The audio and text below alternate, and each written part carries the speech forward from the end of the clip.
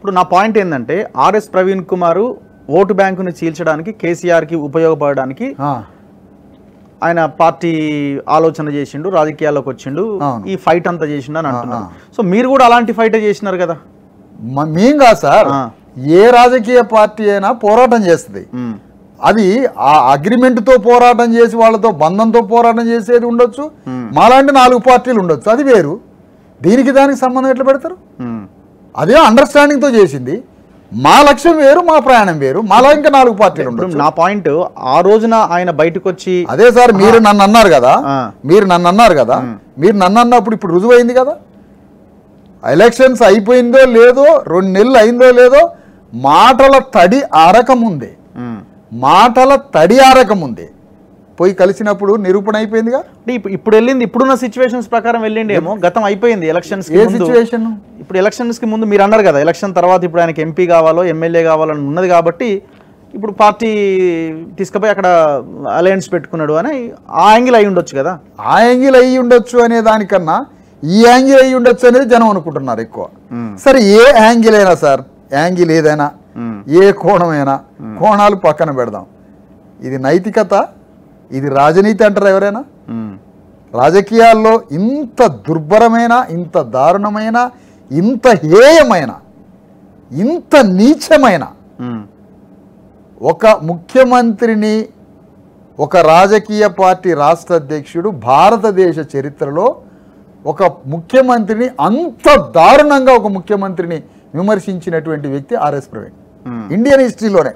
Okay, అంటే ముఖ్యమంత్రిని ఒక స్కాన్ చేసి KCR, who is KCR, what about KCR, KCR brain ఏంటి అని విప్పి చెప్పాడు ప్రజలకి. నిజాం నిరంకుశం కన్నా 100 రెట్లుగా చెప్పాడు. విషం పోస్తున్నాడు ప్రజలకని చెప్పాడు. మొత్తం ఆధారాలు ఉన్నాయి నా దగ్గర, సిబిఐ ఆధారాలని చెప్పాడు. సిబిఐకి ఇవ్వడానికి మొత్తం ఆధారాలు ఉన్నాయన్నాడు. భూస్వామ్య పాలన, వెలమదొర పరిపాలన, అసలు అనని మాట ఏముంది? ఒక్కటి చెప్పండి, అనని మాట ఏముంది అసలు? మామూలు మాటలావి. ఒక ముఖ్యమంత్రిని కేసీఆర్ మీద ఈయన చేసినటువంటి అటాకు ఒక భయంకరమైనటువంటి చూపించినప్పుడు అదే కేసీఆర్ ఈ రోజు దేవుడు ఎట్లయింది అంటున్నాం.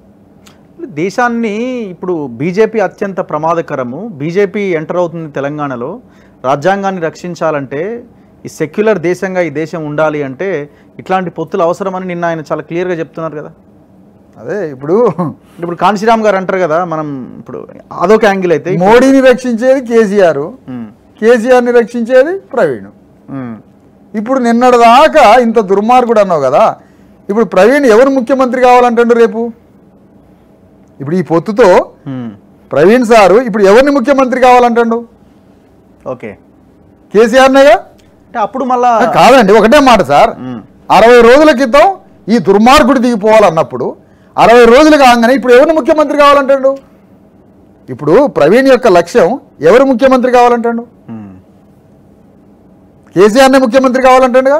60 రోజుల్లో, జస్ట్ 70 డేస్లో, 70 రోజుల్లో ఇప్పుడు నీకు ముఖ్యమంత్రి మళ్ళీ ఇక్కడ కేసీఆర్ కావాలా అంటే ఇప్పుడు కేసీఆర్ని తీసుకొచ్చి ఇప్పుడు కూర్చోబెట్టాలి నువ్వు అర్జెంటుగా.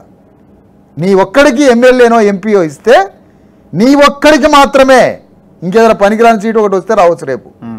ఆ పనికిరాంది కూడా ఎక్కడ ఏముండదు, ఓ పనికిరాంది ఒకటి ఇస్తే మరీ బాగోదు. కాబట్టి నీ ఒక్కడికి ఎమ్మెల్యేనో ఎంపీ అయితే ఇప్పుడు ముఖ్యమంత్రిగా కేసీఆర్ని కూర్చోబెడతావు అన్నమాట. ఏం దారుణం సార్ ఇది 70 రోజుల్లో? మళ్ళీ అదే లైన్ అండి, ప్రమాదకరమైన శక్తి ఒకటి వస్తున్నప్పుడు ఇట్లాంటివి చేయాలి, తప్పదు. ఆ మోడీని ప్రధానమంత్రిని చేసేది కేసీఆర్ సార్. రేపు మోడీని ప్రధానమంత్రిని చేసేది, మోడీని మళ్ళీ ప్రధానమంత్రిగా చూడాలనుకునేది కేసీఆర్. కేసీఆర్ని మళ్ళీ ముఖ్యమంత్రిగా చూడాలనుకునేది కాదు. మాయావతి ఇండియా కూటమికి, బీజేపీ ఎన్డీఏ కూటమికి వ్యతిరేకంగా ఉన్నది. కేసీఆర్ ఇండియా కూటమికి, ఎన్డీఏ కూటమికి వ్యతిరేకంగా ఉన్నాడు.